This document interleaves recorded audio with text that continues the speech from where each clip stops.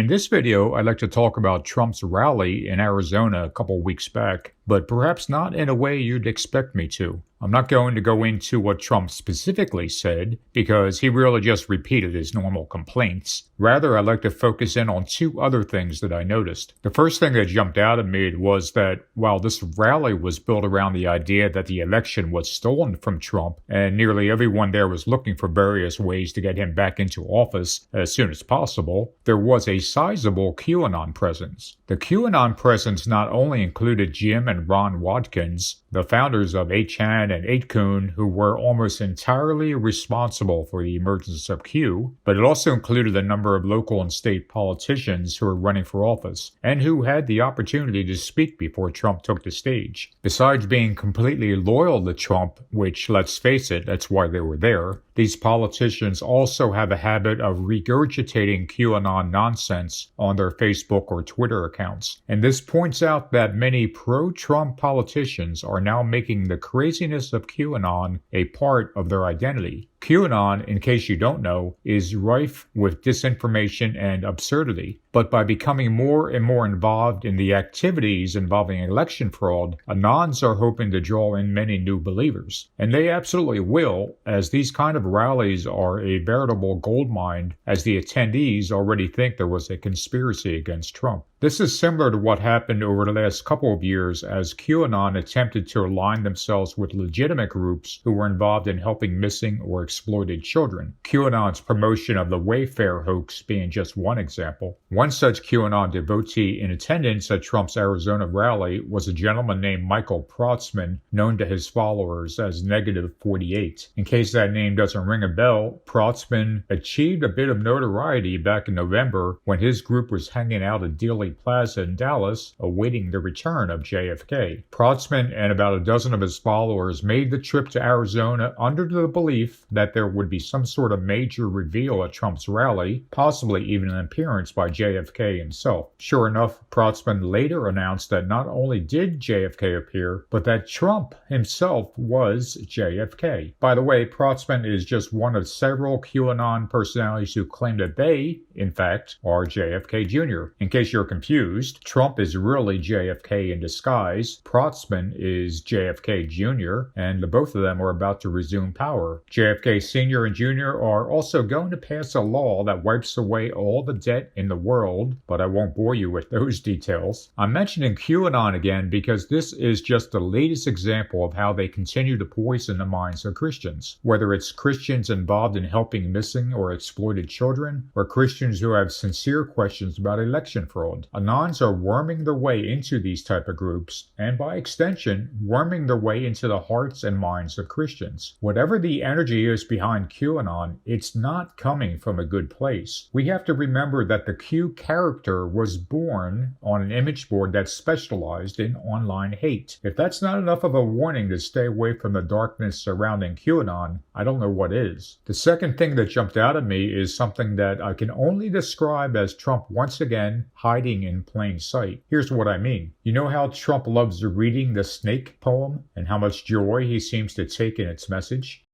"Oh, shut up, silly woman," said the reptile with a grin. "You knew damn well I was a snake before you took me in."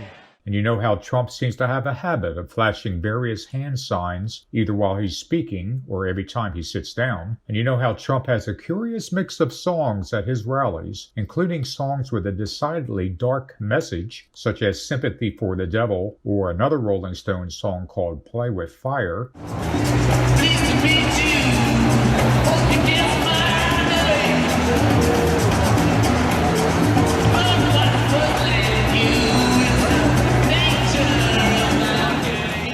All of these things scream out hiding in plain sight to me. They should make a normal Christian Trump supporter wonder what's going on. Why would he do this? Well, are you ready for another one? Check out this song. It might sound familiar to some of you. Here's a brief clip.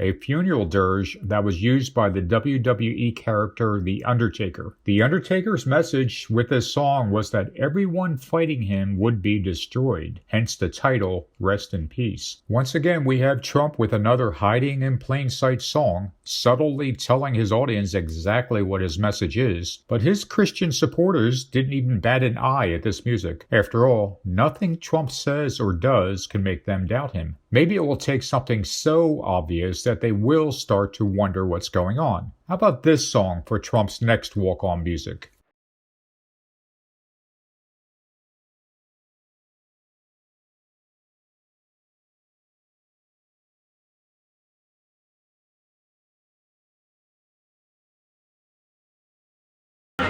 Will his next walk-on song being fired by the crazy world of Arthur Brown finally wake up Christian Trump supporters? Or will they just laugh and shrug it off? After all, Trump is a great defender of Christianity, and he would never drop subtle hints of his real agenda, right? Thanks for watching today's video, and if you care to leave a comment, please do. As always, please be respectful in any comment you leave, especially toward those with whom you disagree. I'll talk to you guys soon.